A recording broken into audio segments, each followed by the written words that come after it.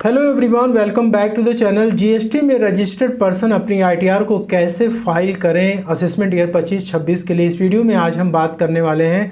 तो जीएसटी में आप रेगुलर डीलर हो सकते हैं या फिर कंपोजिशन डीलर हो सकते हैं। एक जीएसटी में रजिस्टर्ड पर्सन को इनकम टैक्स रिटर्न फाइल करते समय अपनी इनकम को बिजनेस एंड प्रोफेशन हेड्स में रिपोर्ट करनी होती है। जीएसटी से रिलेटेड इन्फॉर्मेशन चेक करने के लिए आपको एआईएस पे क्लिक करना और यहाँ पर एक इन्फॉर्मेशन होती है जीएसटी परचेजेस की। और दोस्तों यहाँ पे टोटल अमाउंट आपकी रिपोर्टेड होती है कि आपने एक फाइनेंशियल ईयर में टोटल कितना जीएसटी परचेस किया हुआ है। अब वो चाहे वो कंपोजिशन डीलर हो या फिर रेगुलर डीलर हो, आप जो भी परचेजेस करते हैं जीएसटी में उसका दोस्तों यहाँ पे रिपोर्टिंग की जाती है। ऐसे पर्सन जो कि जीएसटी में डीलिंग कर रहे हैं, सेल परचेस कर रहे हैं लेकिन इनकम टैक्स रिटर्न को फाइल नहीं कर रहे हैं, तो दोस्तों ये डेटा इनकम टैक्स डिपार्टमेंट के लिए काफ़ी है कि वो आपसे इंक्वायरी कर सकता है। यदि ज़रूरत पड़ेगी तो वो जीएसटी डिपार्टमेंट से आपके पैन नंबर पे सेल्स की भी डेटा को वो ले सकता है और क्वेश्चनिंग कर सकता है, आपको नोटिसेस सेंड कर सकता है कि आप अपनी आईटीआर को फाइल क्यों नहीं कर रहे हैं। तो इसलिए यहाँ पर यदि आपका जीएसटी डिपार्टमेंट से रिलेटेड कोई भी डेटा यहाँ पे आ रहा है, जीएसटी परचेस की आ रही है, तो उस केस में आपको आईटीआर फाइल करना कंपलसरी हो जाता है। तो आईटीआर फाइल करते समय आपको बिजनेस प्रोफेशन हेड में ही अपनी इनकम रिपोर्ट करनी है। तो आईटीआर में जब आप रिपोर्टिंग करने जाते हैं तो आपको 3 ऑप्शन मिलते हैं अपनी इनकम को रिपोर्ट करने के लिए। पहला तो होता है कि नॉर्मल बिजनेस, दूसरा होता है प्रिजम्पटिव बिजनेस और थर्ड होता है नो अकाउंट केस। अब नॉर्मल बिजनेस का मतलब क्या होता है? देखिए, इसमें यदि आप अपनी आईटीआर को रिपोर्ट करने जा रहे हैं तो इसका मतलब है कि आप बुक्स ऑफ अकाउंट्स मेंटेन करते हैं। अब इसमें देखिए 2 केसेस होते हैं। पहला होता है कि ऑडिट केस, दूसरा होता है नॉन ऑडिट केस। ठीक है, तो ऑडिट कब एप्लीकेबल होती है, कब नहीं एप्लीकेबल होती है, इसको भी हम अभी डिस्कस करेंगे। तो देखिए, प्रिजम्पटिव बिजनेस हो या फिर नो अकाउंट केस हो, इन दोनों ही केसेस में बुक्स ऑफ अकाउंट्स मेंटेन करने की जरूरत नहीं पड़ती है। दोस्तों, नॉर्मल बिजनेस में आप जा रहे हैं तो आपको ऑडिट कब कराना जरूरी होता है, कब आपको ऑडिट नहीं कराना है, बुक्स ऑफ अकाउंट्स आपको कब मेंटेन करना होता है, कब नहीं करना होता है। इसके बाद आईटीआर फाइल करते समय आपको कौन सी आईटीआर फॉर्म सेलेक्ट करनी है। तो आपको अपने बुक्स ऑफ अकाउंट्स की ऑडिट कब करानी पड़ती है? आपकी जो ट्रांजेक्शन है वो ज़्यादातर यदि कैश में हो रही हैं तो ऐसे केस में आपका जो टोटल सेल्स या टर्नओवर यदि वो 1 करोड़ रुपए के ऊपर क्रॉस करेगा तो आपको सेक्शन 44AB में चार्टर्ड अकाउंटेंट से ऑडिट कराना मैंडेटरी है और बुक्स ऑफ अकाउंट्स तो आपको इस केस में मेंटेन करना अनिवार्य ही है।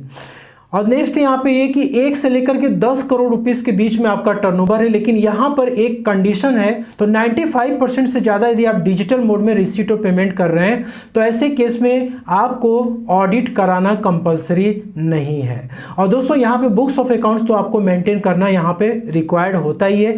अब 10 करोड़ रुपीस के ऊपर यदि आपका टर्नओवर या सेल्स चला जाता है तो उस केस में ऑडिट आपको 100% मैंडेटरी है कराना, चाहे आप कैश में ट्रांजेक्शन करें या फिर नॉन कैश में। तो बुक्स ऑफ अकाउंट्स किन लोगों को मेंटेन करना अनिवार्य है? अब इंडिविजुअल एचओएफ को छोड़कर पार्टनरशिप फर्म, एलएलपी या कोई अदर एसएससी है जो कि बिजनेस और प्रोफेशन में इन्वॉल्व है, उसकी टोटल इनकम 1,20,000 से ज़्यादा है या फिर उसका जो टोटल सेल्स है वो 10 लाख रुपए से ज़्यादा है पिछले 3 प्रीसीडिंग फाइनेंशियल ईयर में।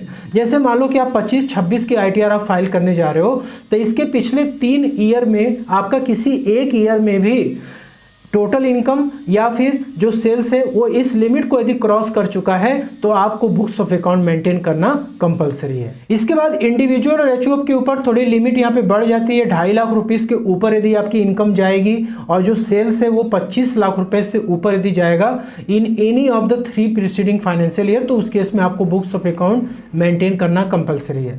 अब कुछ स्पेसिफाइड प्रोफेशनल्स हैं जैसे डॉक्टर है, लॉयर है, अकाउंटेंट है, तो इस केस में इनका जो टर्नओवर और टोटल इनकम दोनों ही सेम है। 1,50,000 रुपए के ऊपर यदि पिछले 3 फाइनेंशियल ईयर में क्रॉस करता है तो उस केस में बुक्स ऑफ अकाउंट मेंटेन करना कंपलसरी है। अब दोस्तों, इसके बाद आते हैं प्रिजम्पटिव बिजनेस स्कीम में कि ऐसे लोग जो कि बुक्स ऑफ अकाउंट्स बिल्कुल भी मेंटेन नहीं करते हैं, ठीक है, लेकिन उनको कुछ फिगर्स जरूर रिक्वायर्ड होती हैं प्रिजम्पटिव टैक्सेशन स्कीम में रिपोर्टिंग करने के लिए। सबसे पहले यहाँ पे टर्नओवर और सेल्स की फिगर तो आपको चाहिए। यदि आपको दिक्कत होती है तो आप जीएसटी पोर्टल पे भी आप चेक कर सकते हैं। दोस्तों, जीएसटी पोर्टल पे आप लॉगिन करेंगे तो यहाँ पे डैशबोर्ड पे आपको क्लिक करना है और इसके बाद आपको यहाँ पर टर्नओवर की डिटेल्स दिखती है। तो यहाँ पे देखिए टोटल टर्नओवर का अमाउंट यहाँ पे आ रहा है।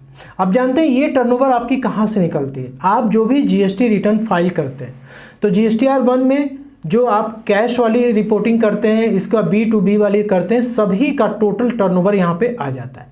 अब आपको इस टोटल टर्नओवर को अपने बैंक अकाउंट से या फिर जो भी आपने बुक्स में कैश बुक वगैरह जो भी आप सेल्स वगैरह मेंटेन कर रहे हैं जस्ट एक फॉर्मल तरीके से, उससे आप इसको टैली करा सकते हैं, क्योंकि प्रिजम्पटिव इनकम के लिए आपको ये सेल्स की फिगर रिक्वायर्ड होती है।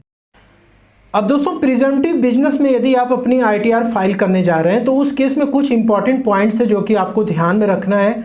तो यहाँ पे देखिए सबसे पहले तो ये कि कौन कौन से बिजनेस और प्रोफेशंस यहाँ पे एलिजिबल है। ये डिपेंड करता है टर्नओवर के ऊपर। यदि आप कैश में ट्रांजेक्शन्स ज़्यादा करते हैं तो उस केस में सेक्शन 44 AD में आप प्रिजम्पटिव बिजनेस में इसकी रिपोर्टिंग कर सकते हैं आईटीआर में, और इसके लिए टर्नओवर है 2 करोड़ रुपये। यदि आपका जो रिसीट और पेमेंट है वो 95% से ज़्यादा बैंक के थ्रू हो रहा है तो उस केस में 3 करोड़ रुपए की टर्नओवर यहाँ पे अप्लाई हो जाती है। आप यहाँ तक अपना सेल्स दिखा सकते हैं प्रिजम्पटिव इनकम में।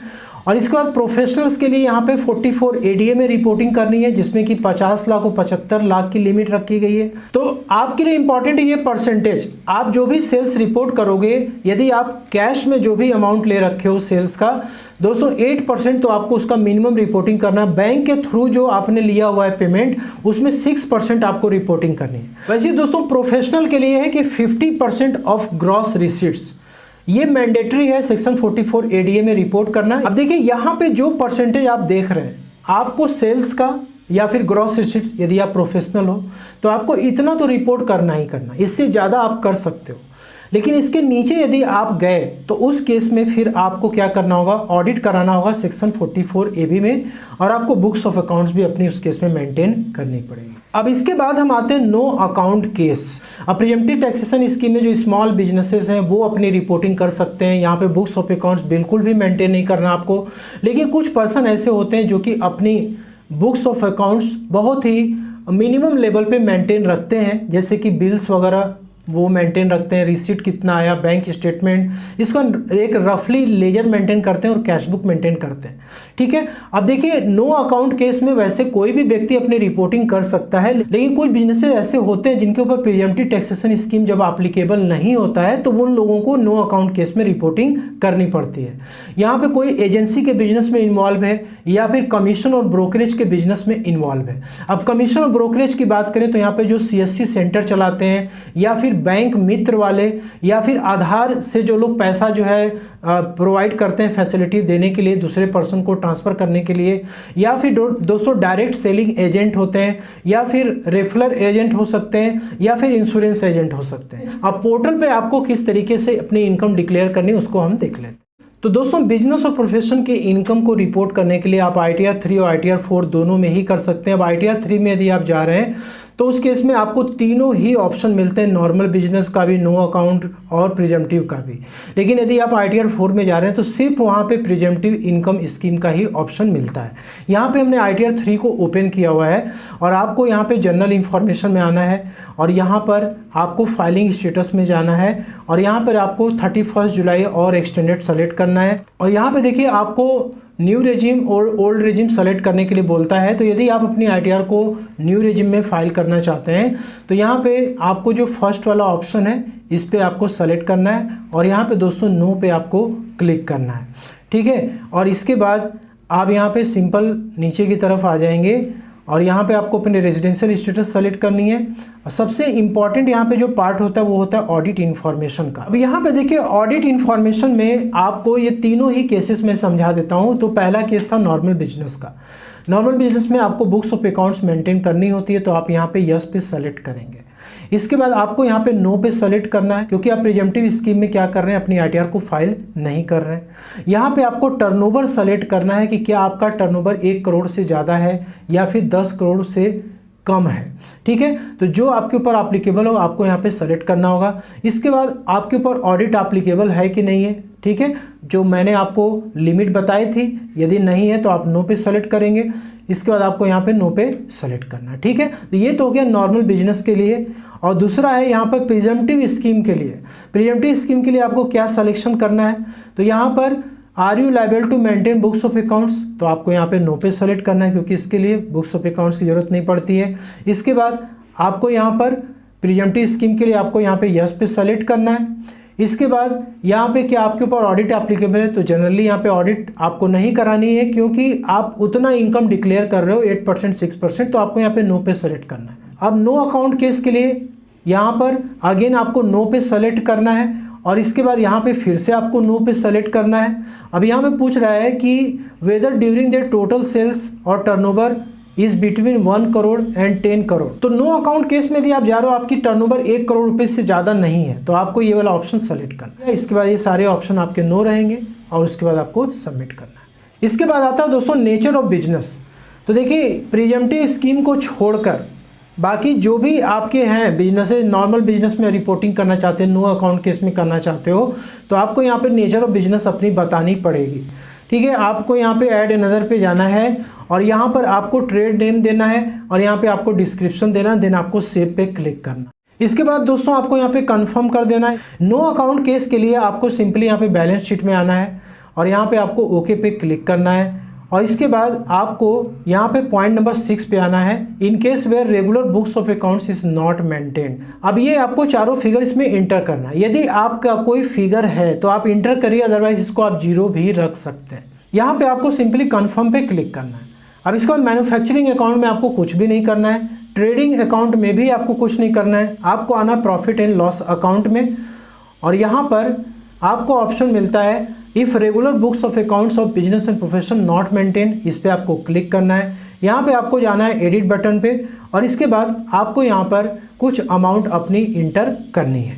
यहाँ पे देखिए आपको एक तो ग्रॉस रिसीट इंटर करना है, ठीक है, कि बैंक के थ्रू आपका कितना आ रहा है और एनी अदर मोड में कितना आ रहा है।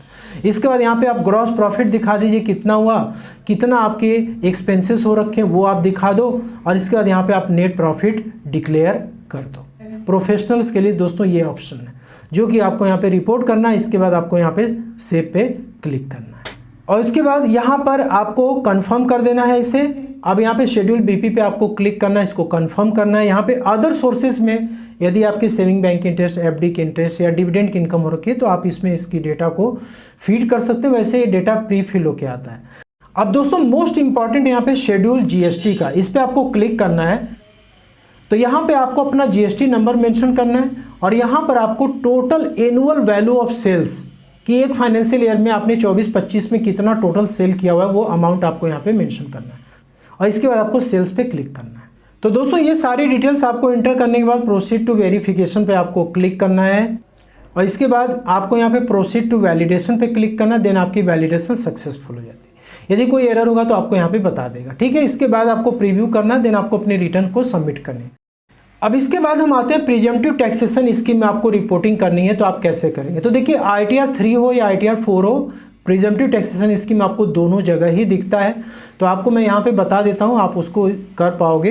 यहाँ पे ऑडिट इन्फॉर्मेशन में आपको जाना है, यहाँ पे are you liable to maintain books of account, no पे क्लिक करना है। यहाँ पे आपको यस पे क्लिक करना है, देन आपको यहाँ पे कुछ भी इंटर नहीं करना है, सिर्फ आपको नो पे सेलेक्ट करना है एंड देन आपको यहाँ पे नेचर ऑफ बिजनेस भी इंटर नहीं करना है, ठीक है। आपको यहाँ पे कन्फर्म पे क्लिक करना है।